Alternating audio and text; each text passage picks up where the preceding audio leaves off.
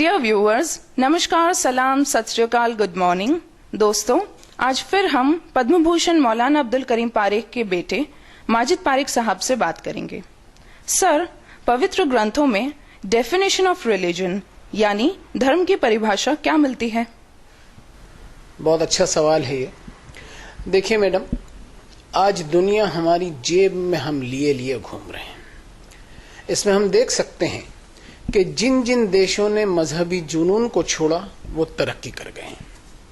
हमारे देश में दो चीजें बहुत ज्यादा पाई जाती हैं, एक है ओवरडोज ऑफ पॉलिटिक्स और दूसरी ओवरडोज ऑफ रिलीजन। और इतिहास हमारा भरा पड़ा है कि जब जब सड़कें खून से लाल हुई, मजहब और सियासत की वजह से हुई।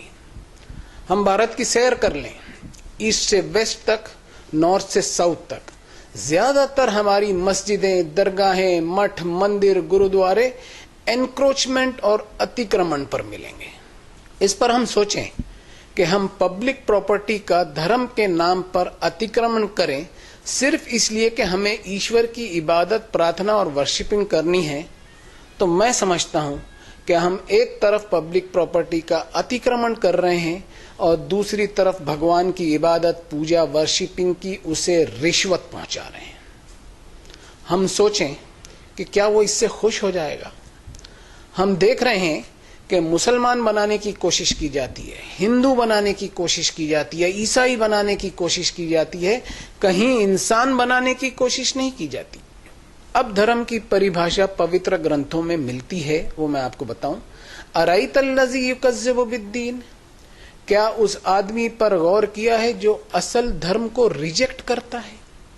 फज़ालिकल्लज़ी यदउल यतीम, ये वही हो सकता है जो किसी यतीम, अनाथ, बेसहारा और वंचित की भलाई की जिम्मेदारी से अपने आप को दूर रखता है।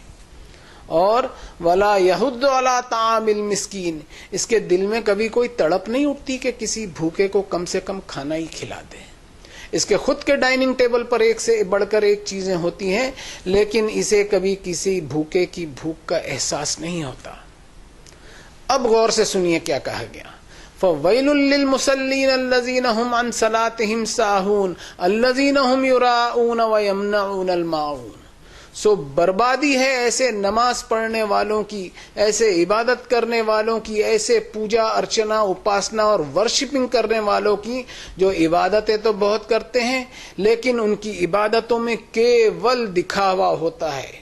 उनकी इबादतों ने उनका कैरेक्टर और किरदार ऐसा नहीं बनाया कि वो इंसानों के छोटे मोटे काम भी आ सकें। बस सड़कों पर दिखावे और शोर शराबे से भरपूर होती हैं उनकी इबादतें और इंसानी हमदर्दी से कोसों दूर रहती हैं। देखिए मैडम, संसार के मालिक ने हर इंसान को अनगिनत वरदान और बेशुमार नेमतें दी हैं। इन वरदानों को इंसान इनाम न समझ ले, बल्कि ऊपर वाले का एक कर्ज समझे, एक परीक्षा समझे। और इस कर्ज को उतारने के लिए उस मालिक ने अपने ग्रंथों में बताया कि क़ूलू लिन्नास हुस्नन व अक़ीमुस्सलाह, यानी इंसानों से अच्छा बर्ताव कर फिर मेरी इबादत कर।